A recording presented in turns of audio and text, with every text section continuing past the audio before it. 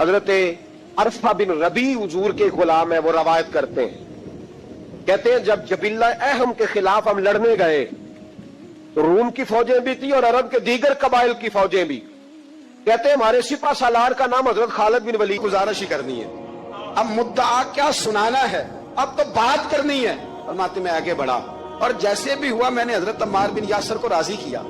حضرت عمار کہتے ہیں ایک وقت وہ تھا اور ایک وقت یہ ہے، جب دونوں وقتوں کو دیکھتا ہوں تو کہتا ہوں الحمدللہ رب العالمین، یہ ساری تعریفیں اس رب کے لیے ہیں جو تمام جہانوں کو پالنے والا۔ وقت دے معاملات کو، ٹائم دے۔ آپ دیکھیں اللہ تبارک و تعالیٰ بڑا کریم ہے۔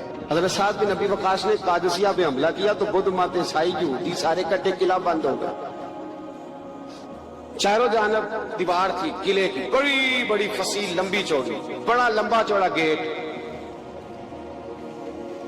باہر نہیں نکلتے، باہر نکلے تو جنگ ہو جانا۔ ایک علاقہ تھا وہ قلعہ بند ہو گیا، حضرت سعد بن ابی وقاص نے انتظار کیا، وہ باہر نہیں نکلتے۔